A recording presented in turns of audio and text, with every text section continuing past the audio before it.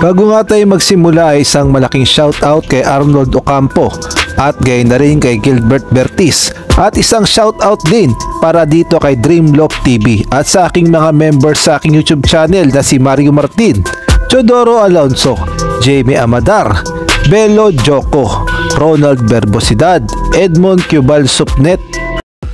Kahapon nga ay nagsimula na ang unang laban ng Pilita Jaya sa BCL kung saan nakaharap nga nila ang high-tech basketball ng Thailand at maraming ang nagrereklamo lalong-lalo na sa ating kababayang si Justin Brownlee dahil kakaunti lamang ang kanyang naipuntos dahil ang kanyang mga kakampi ay masyadong mga buhaya. Kahit nga itong si Justin Brownlee ay masyadong na-frustrate dahil hindi nga siyang masyadong pinapasahan ng kanyang mga kakampi, kaya naman itong si Justin Brownlee kontra nga sa high-tech basketball ng Thailand ay nagtapos lamang siya ng 11 points, 9 rebounds at 6 assists. Ngunit ngayon nga sa pangalawang laban ng Pilita Jaya kontra naman dito sa SAC Broncos ng Mongolia, dito na nga talaga namang natulungan ni Justin Brownlee ang kanyang kupunan na Pilita Jaya.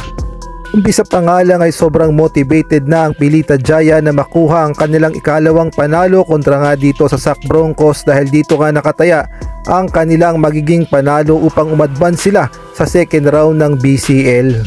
Kaya naman umpisa pa lang ng laban, eto nga si Justin Brownlee ay nagpakilala na sa Indonesia lalong-lalo na sa kanilang nakalaban na SAC Broncos. Sobrang naghalimaw talaga itong si Justin Brownlee at meron pa nga siyang ginawang monster dunk na talaga namang kinagulat ng lahat dito sa Indonesia.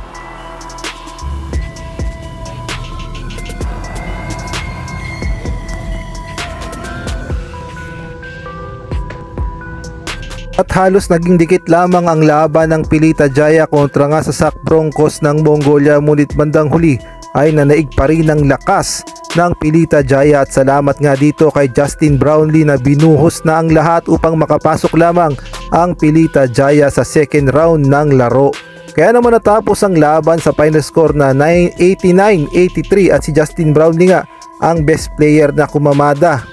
ng 26 points, 12 rebounds, 6 assists at 3 blocks. Sobrang monster performance nga ang ipinakita ni Noypi Justin Brownlee at Galawang Barangay Ginebra pa. At dahil nga sa panalo ng Pilita Jaya ay pasok na nga sila sa second round ng BCL Asia at sila nga ililipad sa ibang bansa upang kaharapin naman ang kanilang sunod na makakalaban sa second round. Ang sunod nga na makakalaban ng Pilita Jaya sa second round ng BCL ay talaga namang mabigat-bigat din at kailangan talagang paghandaan ito ng Pilita Jaya upang umusad pa sila sa susunod na round ng BCL. Syempre sa tulong din ng mga import na kagaya na lamang ni Justin Brownlee at iba pang malalakas na import. At ang makakalaban nga nila walang iba kundi ang Android Singapore at dadayo nga sila Justin Brownlee sa bansa ng Singapore at kung hindi ako nagkakamali ay mangyayari ang laban sa April 6 at abang-abang na lang tayo kung anong oras ang laban.